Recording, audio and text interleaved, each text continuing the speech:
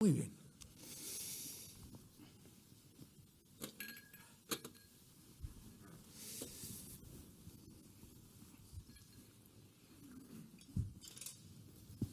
Este es el libro. Muy bueno. Un buen libro. El 10º, el 11º, 12º, por ahí andamos. Por ahí, pues. Bueno. Pero es el mejor. Es el mejor siempre, el último es el mejor, ¿verdad? No lo sé, pero en Bueno, este caso... yo tengo conmigo a dos personas que no necesitan presentación. Entre ambos acumulan ustedes muchos años de gobierno, a escala local, provincial, autonómica y nacional. Ambos, uno desde la política en primera línea, nuestro presidente, y otro, el autor del libro, desde una posición más reflexiva o analítica, digamos, en este momento, han expresado en multitud de ocasiones su preocupación por el momento social e institucional que vivimos, tanto en España como en el mundo. No se trata, pues, de descubrir hoy qué opinión les merecen aquellos retos y desafíos que enfrentamos como democracias, generalmente por todos conocidas, que también, sino de abrir un tiempo de conversación en torno a las preocupaciones, sus perspectivas políticas e ideológicas, sus argumentos, sus convicciones y la expresión en vivo, que siempre es mucho más enriquecedora y en directo, que hagan de todo ello.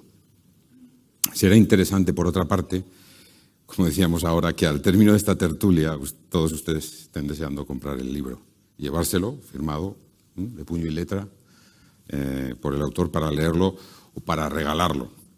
Si sucede así, habremos logrado también uno de nuestros objetivos. Porque quiera regalarlo, que se compre dos. Efectivamente. Bueno, voy a dar paso a la primera pregunta, ¿de acuerdo?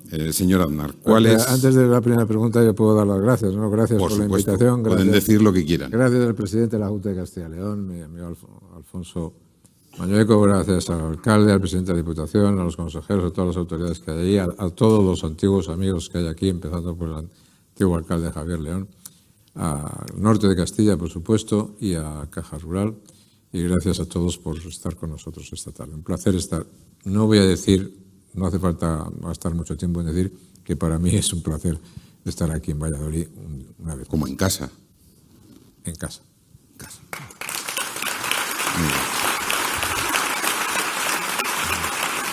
Presidente, ¿usted quiere decir algunas palabras? Bueno, yo unirme a estos saludos, todos los alcaldes, la persona del alcalde de Valladolid, al presidente de la Diputación, que es el anfitrión, al patrocinador, Cipriano, y al norte de Castilla. Pero muy especialmente al autor del libro, al presidente Aznar. Lo ha dicho él, esta es su casa. Valladolid, Castilla y León es su casa. Aquí empezó todo. Y agradecerle una vez más, yo no sé si es el mejor libro, pero creo que es de los libros más profundos que ha escrito.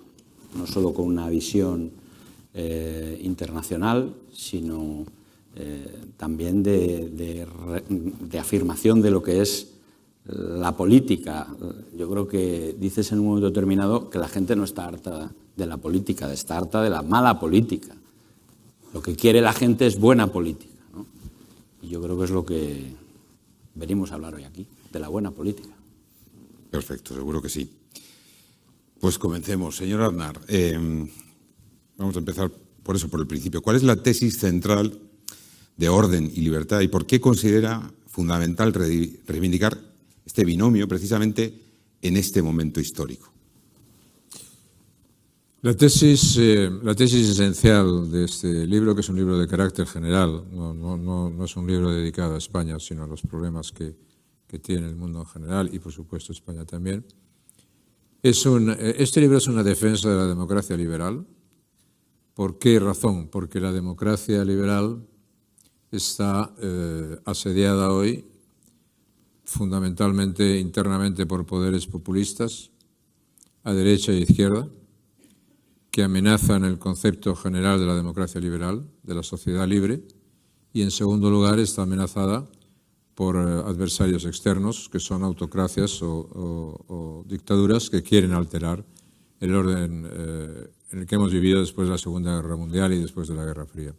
Entonces, las dos características fundamentales que hay que afrontar es el orden que nace después de la Segunda Guerra Mundial y la Guerra Fría se ha terminado y estamos en un orden de competición entre poderes, otra vez. Y en segundo lugar, no determinado por reglas, sino determinados por fuerza. Y en segundo lugar, las consecuencias de la revolución tecnológica es las consecuencias más importantes que ha vivido la humanidad, la revolución más importante que ha vivido la humanidad.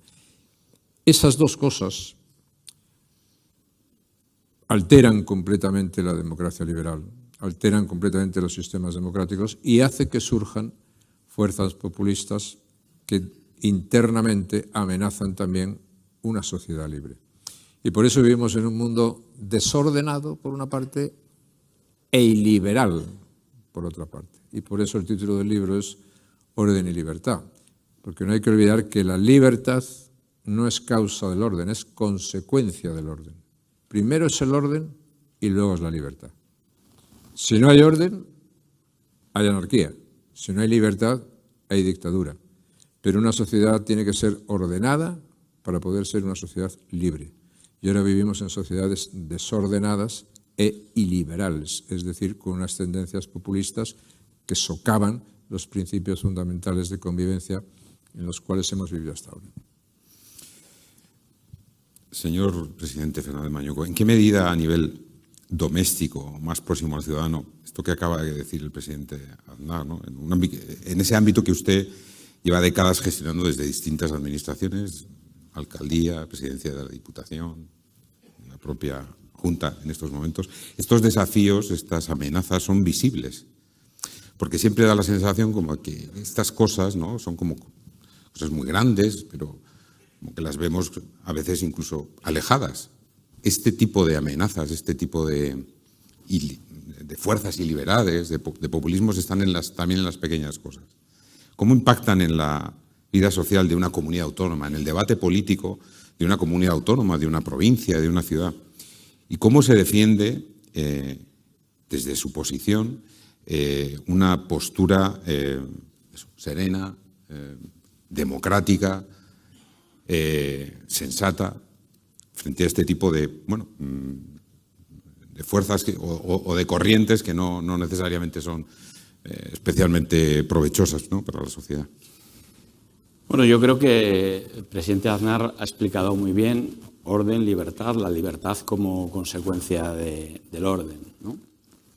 Como gran reflexión general. Y efectivamente, a mí como presidente de la Junta de Castilla y León, en representación de esta tierra, que tiene un sentido histórico que conoce muy bien el presidente, que es construir España y seguir ayudando a la construcción de España. Nosotros, ¿qué es lo que tenemos que hacer? No podemos quedarnos cruzados de brazos ante lo que viene de otros lugares o lo que estamos viendo día a día. Si ya no sabemos cuál es la verdad y cuál es la mentira, el ruido que estamos viviendo todos los días de manera cotidiana es consecuencia de ese populismo que se ha apoderado en gran parte del Gobierno, y no solo del Gobierno. Hay otras fuerzas políticas que están más preocupadas del conflicto permanente, de ese ruido donde nada avanza. Entonces, mi responsabilidad, la responsabilidad del Gobierno, de todas las personas que tienen responsabilidades, hay muchos consejeros, directores generales, es cumplir con nuestra responsabilidad. ¿Qué es lo que tenemos que hacer? Seguir apostando porque el crecimiento económico de nuestra tierra siga avanzando. Ahora, en Valladolid, en Castilla y León, nunca había habido tanta gente en un mes de noviembre trabajando como en estos momentos. Seguir apostando por la mejora de los servicios públicos. Castilla y León hoy es ejemplo de gestión en educación, en servicios sociales, en sanidad, en atención a la dependencia, a los mayores. Hemos sido líderes en crecimiento de producción industrial. En fin, podría hablar aquí de la automoción, de la industria agroalimentaria. Es decir, no dejarnos llevar, que no nos arrastre el ruido nacional y el ruido internacional. Y lo que queremos es decir, aquí hay un rumbo fijo.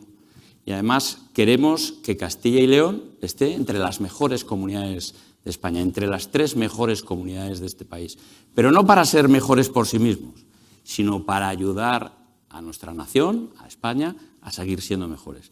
Entonces, no queremos dejarnos arrastrar por el ruido que vemos todos los días en la política nacional y estamos en el día a día arreglando los problemas de la gente. Pero no de una manera pasiva, sino una manera activa. Yo creo que las palabras del presidente Aznar, el que pueda hacer algo, que lo haga. Bueno, pues en Castilla y León lo estamos haciendo. Desde el Gobierno de Castilla y León queremos dar el ejemplo de que bajando los impuestos puede crecer la economía, se crea empleo y tenemos los mejores servicios públicos. Nadie puede decir eso, por mucho que se diga desde distintos puntos de la izquierda. Y queremos dar ejemplo, y eso es lo que hacemos desde el Gobierno de Castilla y León. ¿Me permite una cosa? Sí, claro. Al hilo de lo que ha dicho el presidente de Castilla y León. En la política, y en la política siempre, pero en la política actual y en las circunstancias actuales, la confianza es más importante que nunca. Porque vivimos momentos, el desorden iliberal es lo que promueve la desconfianza. Y al final, los populismos, una de sus manifestaciones son manifestaciones de desconfianza en los sistemas o de desconfianza en los... Para una sociedad ordenada y una sociedad libre, tan importante es la ley como la práctica política. Sí, porque si la práctica política, la confianza de los ciudadanos depende en gran medida de la práctica política. Si la práctica política no es correcta, los ciudadanos no tienen confianza ni en las instituciones, ni la tienen por qué tener en la ley. Y la ley y la práctica política es absolutamente básicos para una sociedad ordenada y para una sociedad libre. Pues bien, esas dos cosas son dos cosas muy a tener en cuenta, y muy a tener en cuenta en las circunstancias actuales, y por eso lo que ha dicho el presidente de Castilla y León es muy importante en cuanto a los objetivos y a la práctica política, porque de lo que se trata ahora en estos momentos de desorden y liberal es actuaciones políticas generadoras de confianza, porque todos los días estamos viendo actuaciones políticas generadoras de desconfianza. Si ponemos un ejemplo español, es difícil confiar en la Fiscalía General del Estado ahora. ¿Y antes? No. Sí, es la primera vez en la historia que tenemos el Fiscal General del Estado procesado, menos todavía, y condenado. Claro. Por lo tanto, antes se podía confiar. No digo antes de ahora, antes de la nueva acuerdo. Pero o si ponemos ese ejemplo, si van candidatos procesados en listas electorales, o si la sociedad de participaciones industriales pues hace inversiones en empresas y al mismo tiempo el presidente hace inversiones en sí mismo, ¿no? Es decir, que todas esas cosas, todo lo que estamos viviendo ahora en España o en otros sitios del mundo, pero concentrados en España, genera una desconfianza hacia las instituciones que benefician a los populismos. Y los populismos es lo opuesto a las sociedades libres. Quiero dejarlo bien clara mi opinión desde el principio.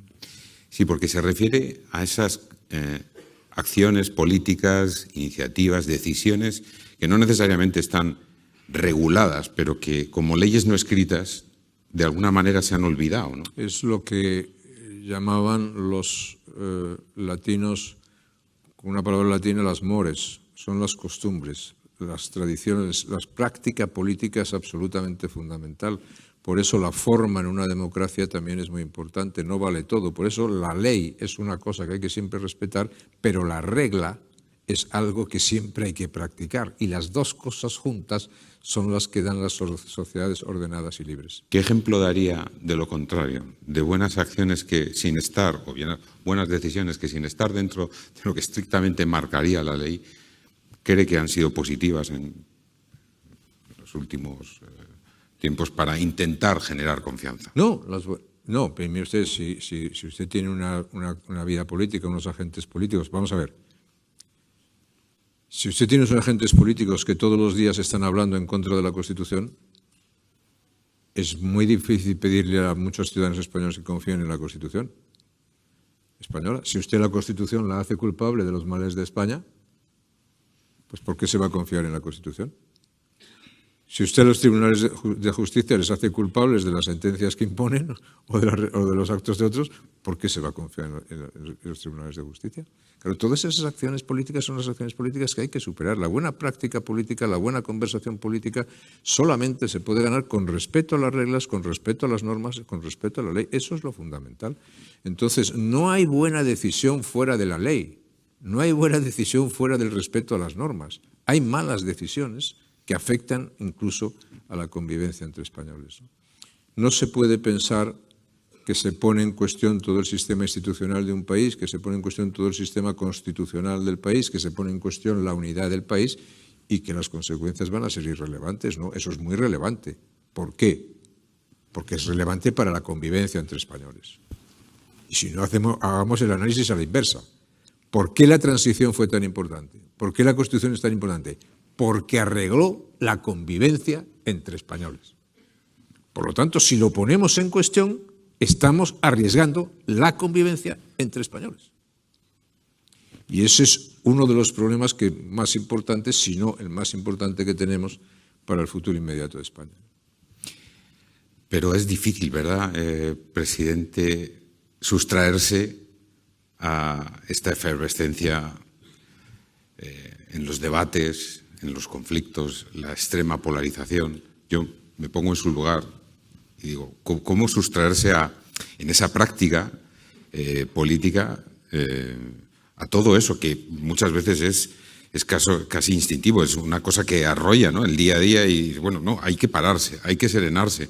¿Cómo se hace eso? Porque indudablemente hay muchas fuerzas, muchos impactos externos, internos, que pedirán que, bueno, igual en un lenguaje coloquial es la leña, ¿no? Hay que dar leña, hay que, ¿no? Usted es un hombre bastante sensato en ese sentido, bastante sereno, pero ¿cómo se hace eso? Porque algún paso hay que dar, ¿no? O sea, quien pueda hacer que haga, pero también en ese sentido, ¿no?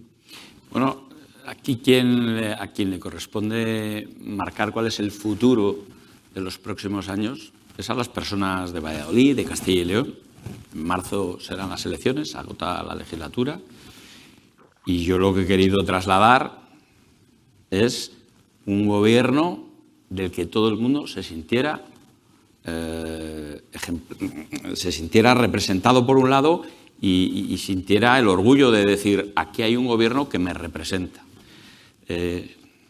Cuando uno habla de ejemplo de buena gestión, tenemos un presidente que dijo, vamos a poner a España entre los mejores países de Europa, entrar en el euro, y lo consiguió.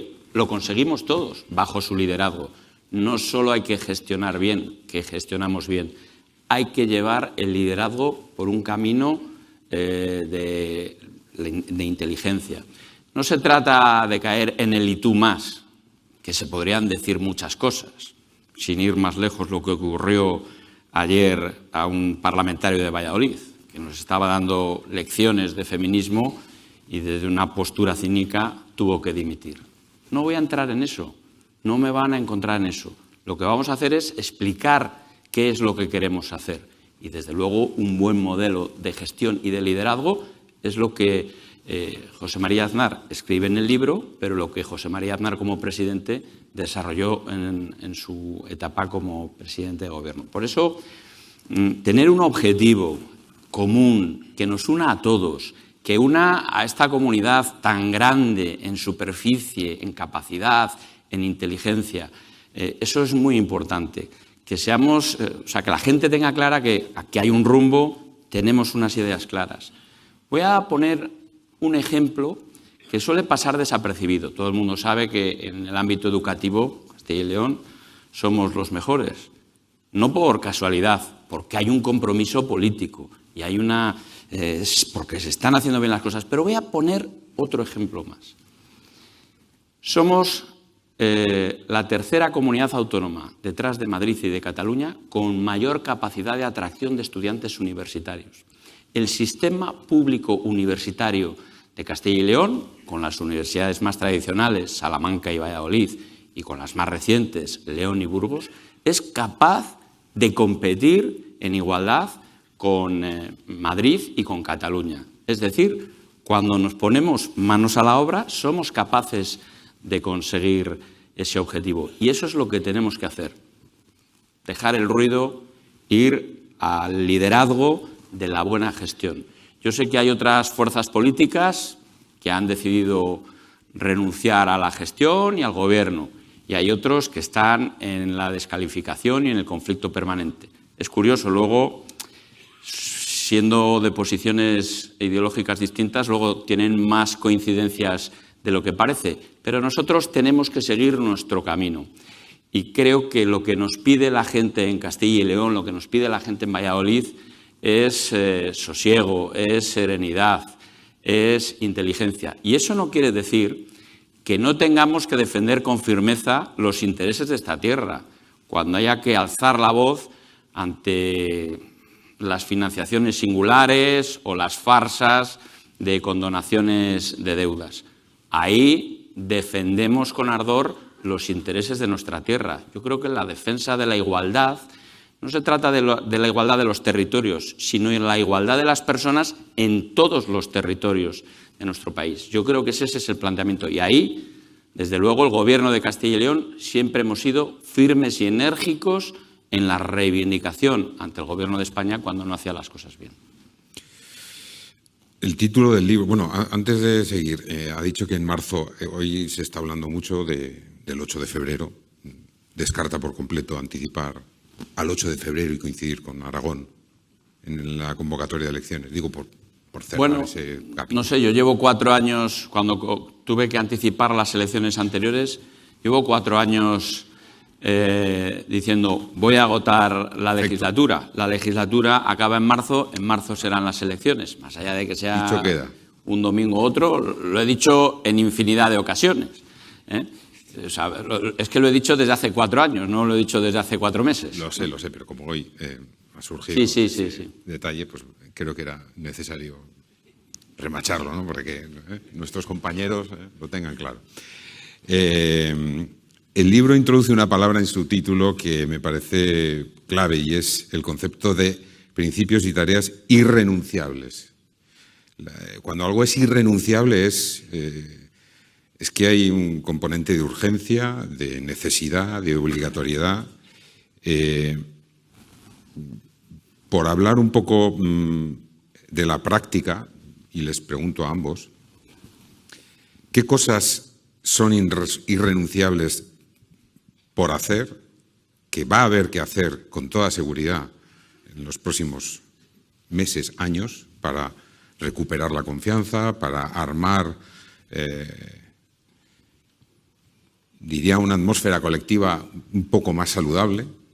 ¿Y qué cosas son irrenunciables en el sentido contrario, por las que no se va a poder pasar? Y en donde muy probablemente haya que tomar alguna decisión, en el caso del Partido Popular, con otra fuerza política, que es Vox, que está siempre metiendo una cuña, ¿no? Es decir, ¿qué habría que hacer con seguridad en el plano institucional, político? La pregunta es hispano-española. Totalmente. Bien.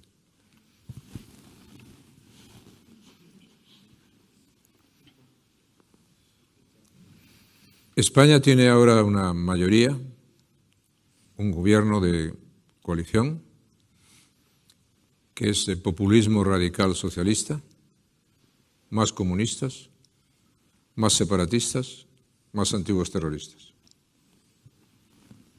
Esa es una coalición antinacional, anticonstitucional y antiliberal, que a lo que aspira es al desmontaje del sistema y a la transformación de la realidad nacional española, del sistema constitucional español y, en consecuencia, de la economía y de la sociedad española. España tiene un populismo de derecha que aspira también a cambiar el sistema. El populismo de derecha y el populismo de izquierda les gusta mucho el muro que se ha levantado entre españoles. Lo que pasa es que cada uno lo quiere pintado de su color. Y el populismo de derecha y el populismo de izquierda se alimentan todos los días unos a otros. La coalición en el gobierno necesita la existencia del populismo de derecha para justificarse. El populismo de derecha necesita como alimento, como bebida cotidiana, todo el escándalo y todo el mal gobierno y todo el exceso de la coalición actual. Pero ¿y dónde está la mayoría de los españoles? Pues yo creo que la mayoría de los españoles tiene que estar en un espacio de centralidad. Ese espacio de centralidad que no busca muros, que no quiere muros, nosotros no queremos muros, lo que queremos es tener un espacio de centralidad que permita abordar razonablemente, conscientemente los problemas del país. Pero que se pueda hablar de ellos, que se pueda hablar del futuro de las cosas, del futuro del país, de los problemas que tenemos y de las posibilidades de tener propósitos comunes, objetivos comunes, algunos acuerdos que permitan afrontar las cosas sobre la base de tener un gobierno de mayoría sólido. A día de hoy, en España, en mi opinión, el único partido constitucional que existe es el Partido Popular. El único. Por lo tanto, si queremos preservar un espacio de centralidad y afrontar el futuro en las próximas elecciones, debemos llamar a una mayoría nacional en torno al Partido Popular, pero que tenga componentes también de la derecha y tenga componentes de la izquierda, que sea una mayoría nacional suficiente para gobernar y abordar los problemas del país.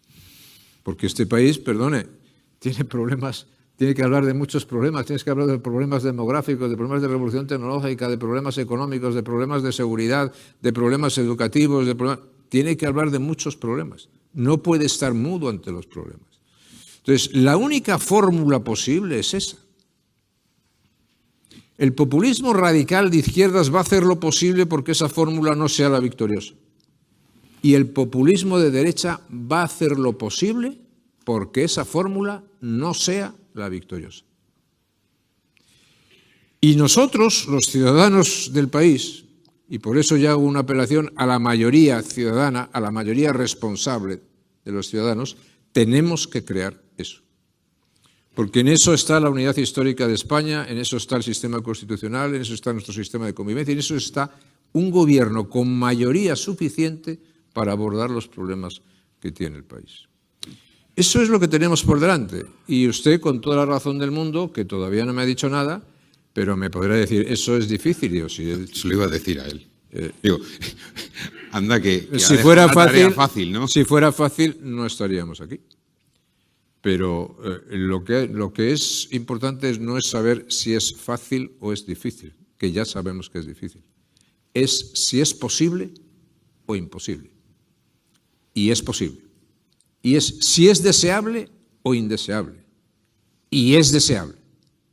Y entonces, por eso yo no me canso en estos días, y conste que quiero decir que estoy no solamente por el libro, sino en general, pero mi responsabilidad es explicar lo que yo pienso como antiguo presidente del gobierno. Pero si yo apelo a la responsabilidad ciudadana, a los ciudadanos responsables, yo no puedo no ejercer mi responsabilidad. Y mi responsabilidad es explicar esto, pues eso siento yo la responsabilidad.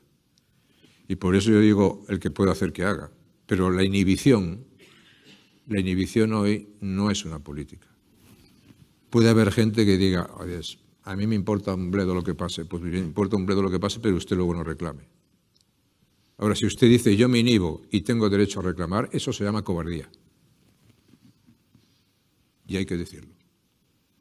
O sea, la situación del país no es tiempo para cobardes. Es tiempo de ciudadanos responsables. Y articular esa mayoría nacional es fruto de generosidad. Y en esta tierra, yo tengo que decir, y perdón porque me estoy extendiendo demasiado, yo me siento yo me siento más castellano que nunca en mi vida. Y tendré oportunidad de decir por qué. Pero aquí, en esta tierra, en mi opinión, primero fue León, luego fue Castilla, luego fue Castilla y León. Pero España siempre. Esa idea esa idea fundamental, esa idea de continuidad histórica, ese valor histórico de España, ese carácter de Castilla existencial, vital, esencial para la España de ayer, de hoy y de mañana, eso es más importante que nunca. Si usted me habla, por ejemplo, hoy de los riesgos de la revolución tecnológica, de los que tenemos, y yo le digo, ¿qué es lo más importante? Pues lo más importante descansa en lo que ha dicho antes Alfonso Fernández Mañueco. Solamente desde una educación humanística podemos afrontar la revolución tecnológica que tenemos ahora. Tengamos cuidado con ese tema. Yo no pido que todo el mundo esté de acuerdo ni que todo el mundo diga que tiene la razón. Digo, los problemas de España se pueden encauzar, pero que se sepa que las próximas elecciones, la elección en las próximas elecciones es entre un conjunto de repúblicas que rompen la nación española, más la desaparición de la Constitución, más la desaparición de la corona, o un gran esfuerzo de una mayoría nacional por enderezar el rumbo del país sobre la base de la ley, de las buenas prácticas políticas, de nuestra Constitución, de nuestra pluralidad, de la tolerancia. Eso es lo que está puesto encima de la mesa. Y a eso juega el Partido Popular. Otros no juegan. No va a jugar el populismo de izquierda y no va a jugar el populismo de derecha. Y el populismo de derecha no va a jugar por una razón. Porque el populismo de derecha, o sea, Vox, su único objetivo es sustituir al Partido Popular. El único. El único. No hay un objetivo ni de gobierno, ni de futuro del país, ni de defensa constitucional. Solo sustituir al Partido Popular. Y sustituir al Partido Popular, a la única fuerza constitucional que hoy hay en España y que puede garantizar el gobierno de España, es una gravísima irresponsabilidad.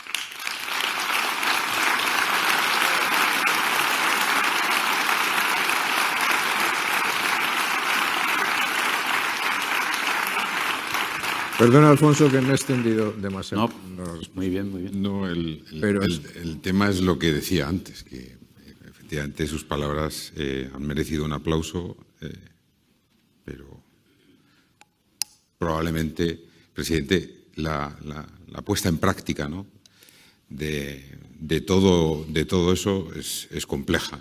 Usted lo sabe, lo estamos viviendo, lo hemos visto aquí, lo hemos visto en Valencia, probablemente lo veamos en Extremadura.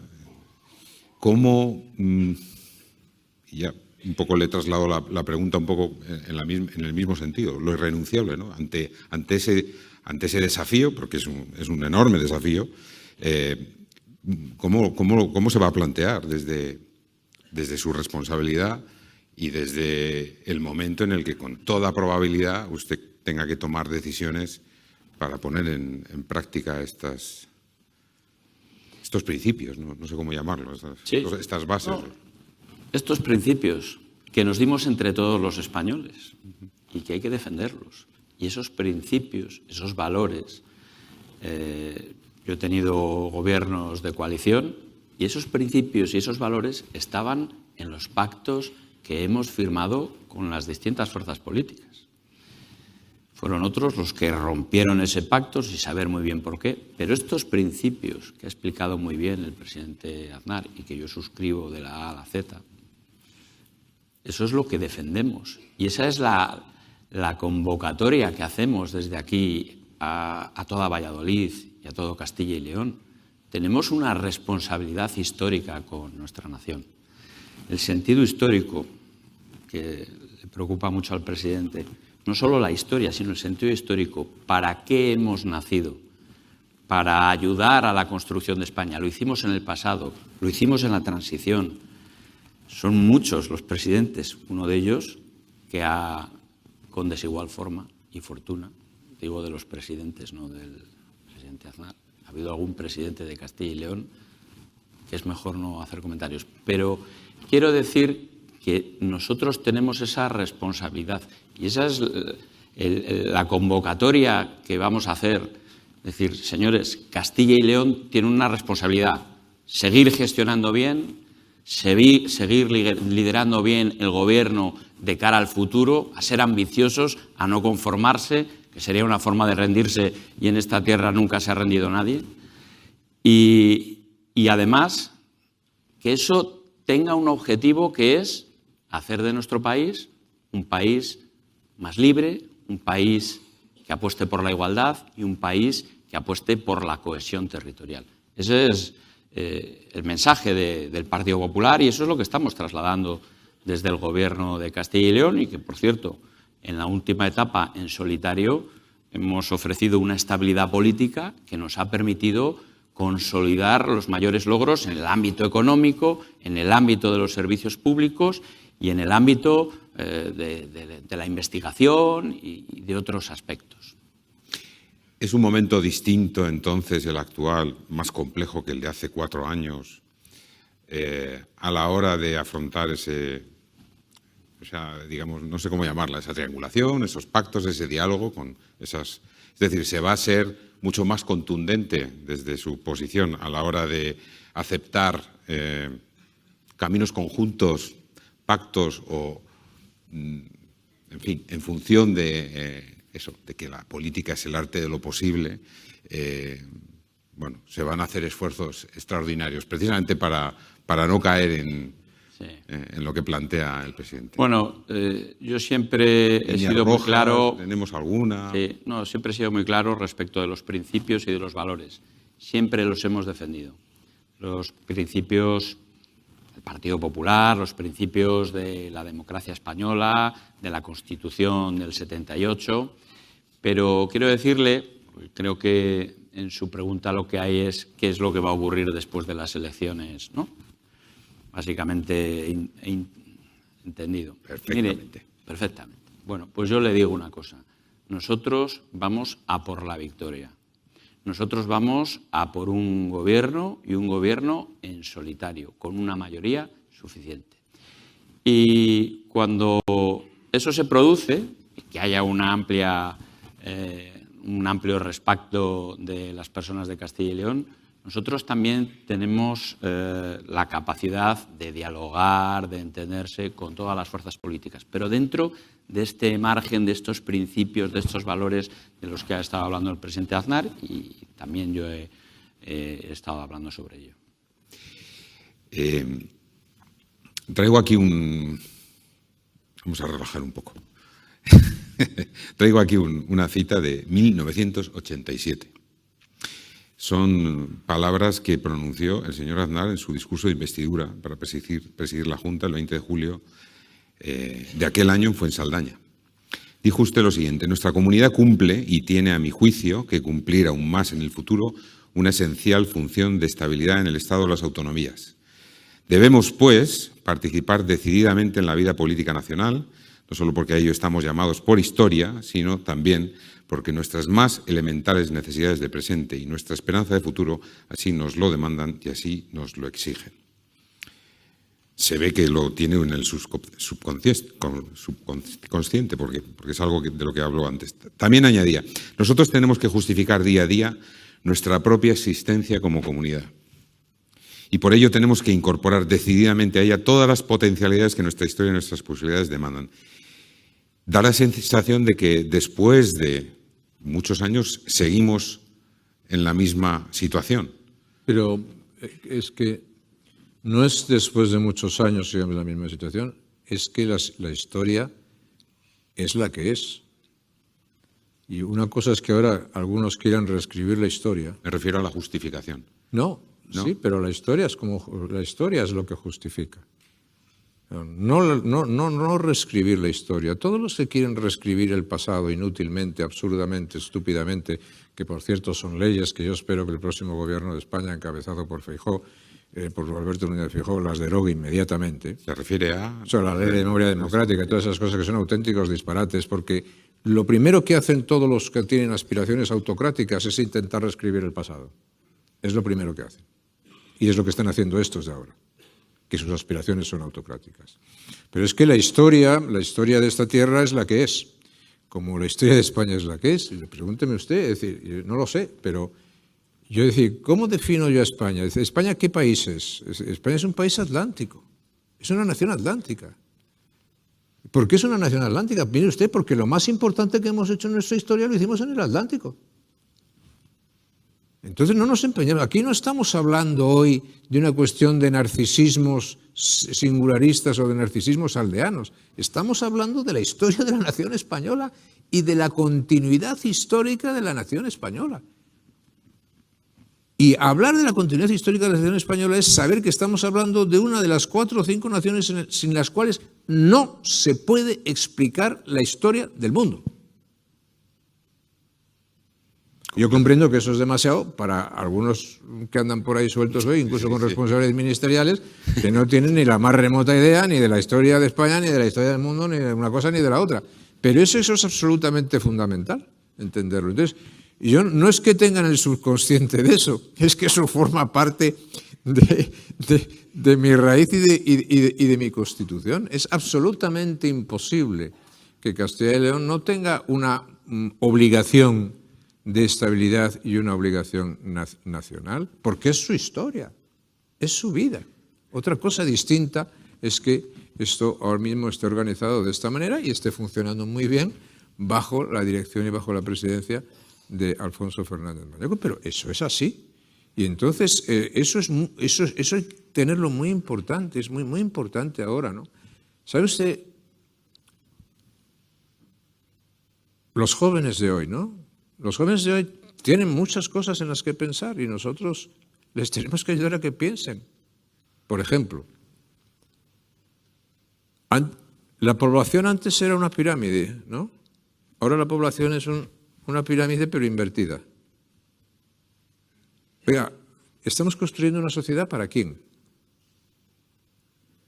Pues yo solamente le digo a los jóvenes, pensad, ¿para qué se está construyendo una sociedad?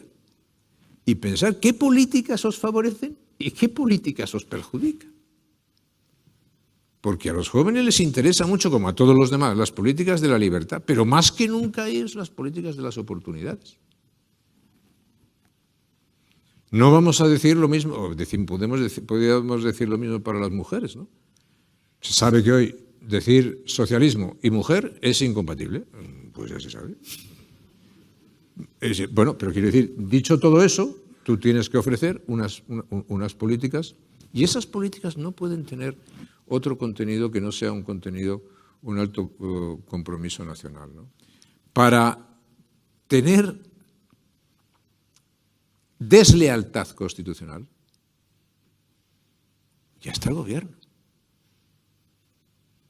Pero y un país, como decía con toda la razón Simone Weil, el patriotismo, la lealtad a las instituciones, la lealtad a la Constitución, la lealtad a las normas, es básico para el orden y para una sociedad libre. Pues practiquémoslo. Entonces dice, eso es posible, es deseable y es factible, ¿no? Y dentro de todo eso, si eso se preserva, es evidente que lo que Alfonso decía es posible, ¿no? Es Bismarck es el que decía, la política que es el arte de lo posible. Muy bien. Y Bismarck también decía, la política es compromiso. Sí. Él transformó la realidad europea. Luego, lo de la política de compromiso significaba para él que él no se comprometía con nadie, sino que todo el mundo se tenía que comprometer con él. Ese es otro tema distinto. Sí. Ese es otro tema distinto. Pero quiero decir, ganar hoy y tener hoy espacios de centralidad donde se pueda discutir de las cosas importantes y preservar la convivencia entre españoles es lo que tenemos por delante. Entonces, esto hay que explicarlo, porque hay muchas personas que pueden pensar, no, bueno, las próximas elecciones no, simplemente van a ser una cosa de un cambio de un gobierno por otro. Dicen, no, pero está usted equivocado. Las próximas elecciones van a ser determinantes para el futuro de España. Y la apelación a la mayoría nacional es una apelación que desde Castilla no solamente es deseable, desde Castilla y León no solamente es deseable hacerla, sino, en mi opinión, indispensable hacerla. Irrenunciable. Irrenunciable en defensa de una sociedad ordenada, de una sociedad libre y de la democracia liberal. Irrenunciable. Presidente, ¿siente usted que sigue siendo necesario justificar la existencia de Castilla y León. Cuando se reúne con otros presidentes autonómicos, la mayoría de ellos de su partido, ¿cómo siente esa realidad del país? Usted, porque están no sé, Andalucía, en fin, Madrid, y desde fuera a veces parece que efectivamente es como que hay comunidades, ¿no?, que tienen como una identidad clara, evidente, y nosotros dentro de nuestra en fin, modestia, no sé cómo llamarlo, ¿no?, serenidad, un poco. Perdóneme usted una cosa que yo voy a decir, porque decir, y con perdón del señor presidente, ¿no?, pero aquí lo que no era reino de Castilla y León era reino de Aragón, ¿verdad? Y todo lo demás... Lo sé. Todo lo demás es literal. ¿Tenemos alguna duda? Todo lo demás... Si tenemos alguna duda... Entonces... Sí, pero que aquí, lo tengo claro. Aquí justificaciones las justas, ¿eh? No. Si tenemos alguna duda, además está por ahí José Peláez, nos lo puede explicar perfectamente, lo ha hecho muchas veces en el norte. Pero una cosa es la realidad, efectivamente, y luego estaba también el Reino de Navarra, pero la percepción... Sí. Incorporado al Reino de Castilla desde 1512, cuidado. Sí, efectivamente. Bueno. Se prefirió al Reino de Francia. No voy a hablar, para no hablar de Álava, para no hablar de Guipúzcoa, para no hablar de Vizcaya, y no vamos a seguir. No.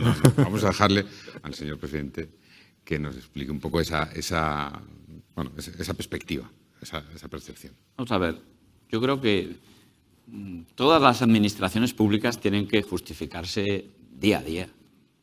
Pero yo creo que en estos momentos España no está para aventuras territoriales.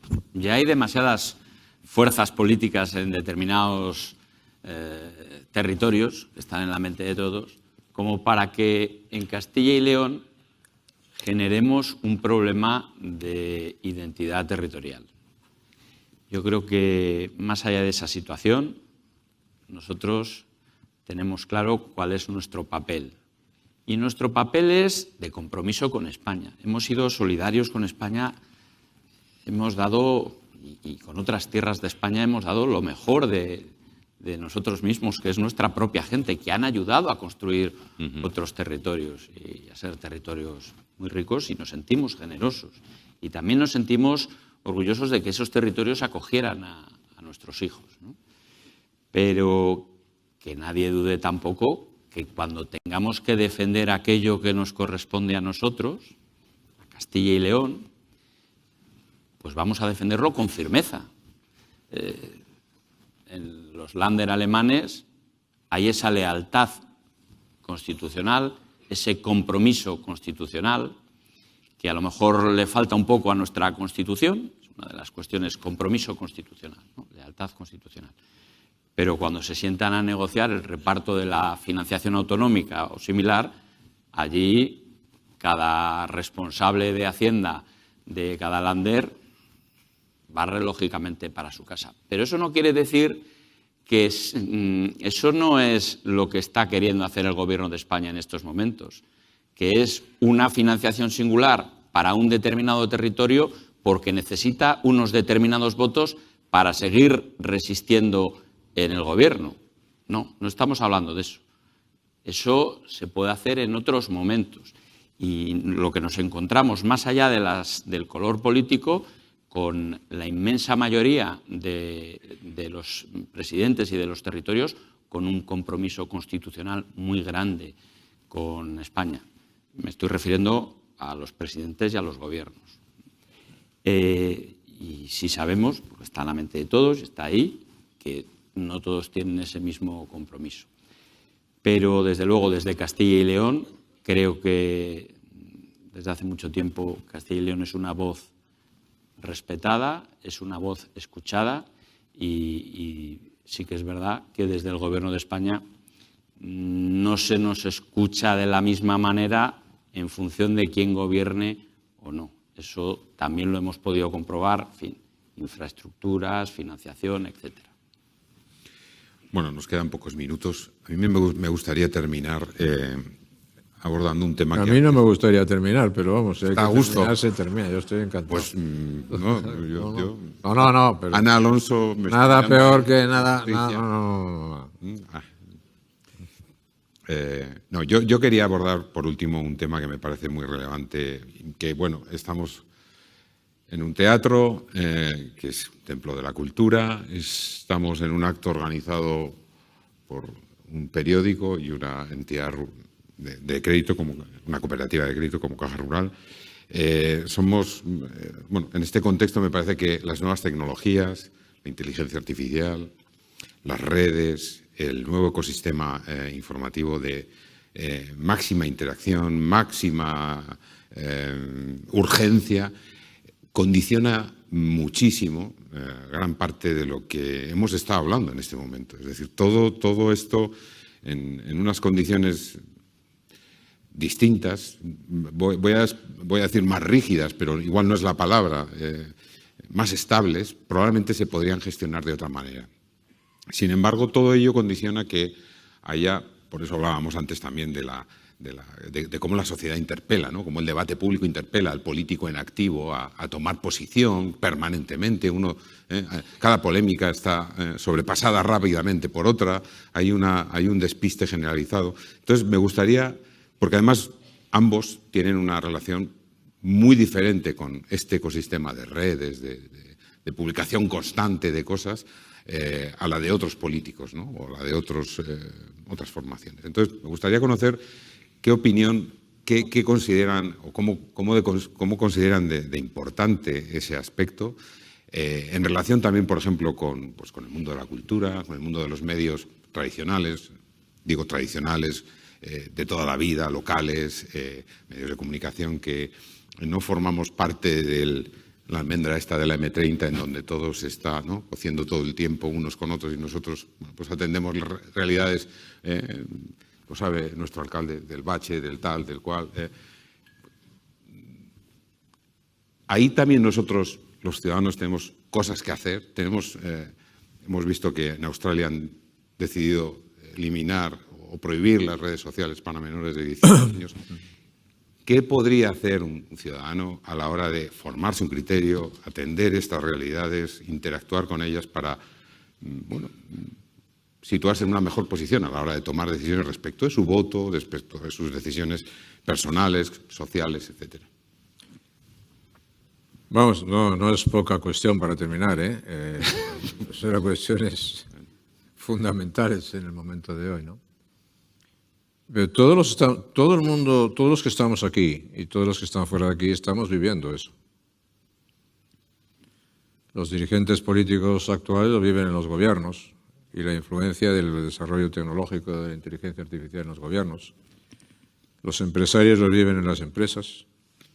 Ustedes en los periódicos también lo viven. Las entidades financieras también lo viven.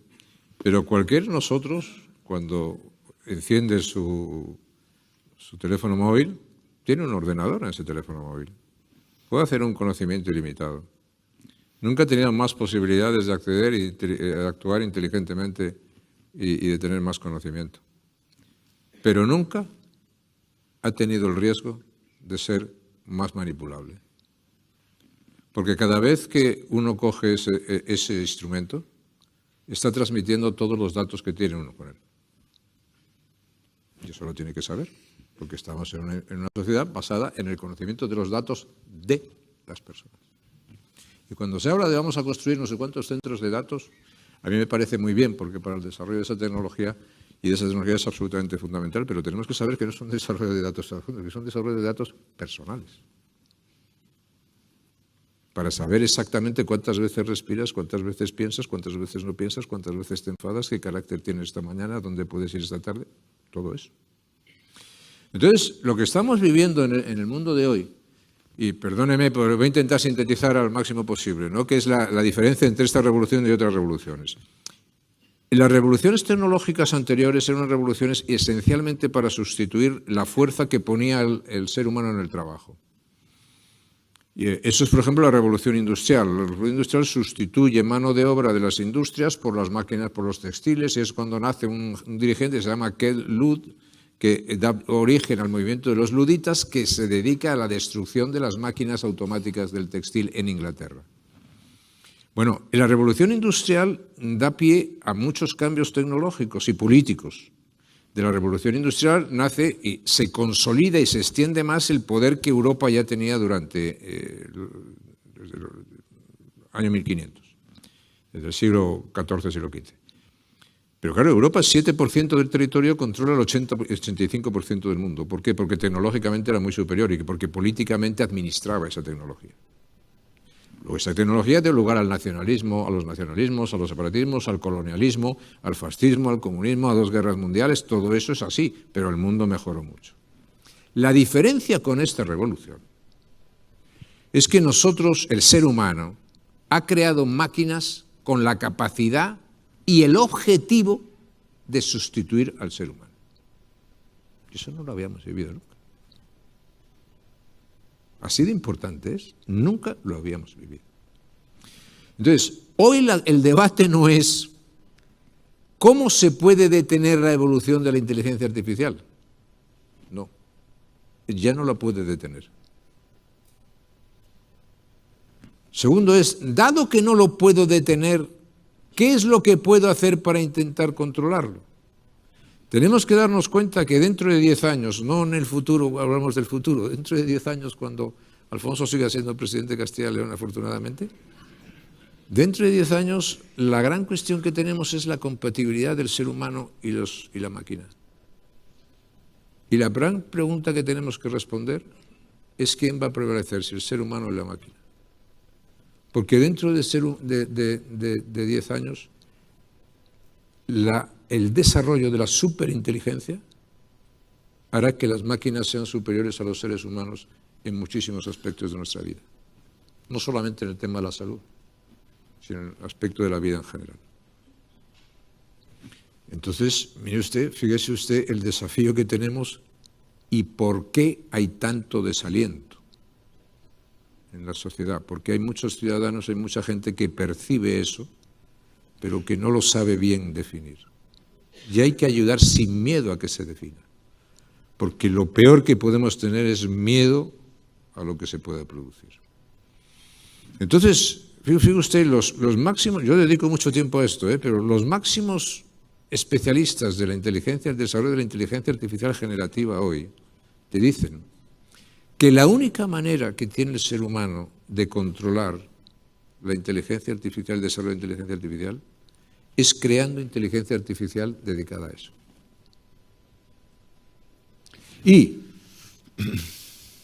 recuperando conceptos básicos del ser humano, humanísticos del ser humano, y trasladando esos conceptos, intentando trasladar esos conceptos a las máquinas.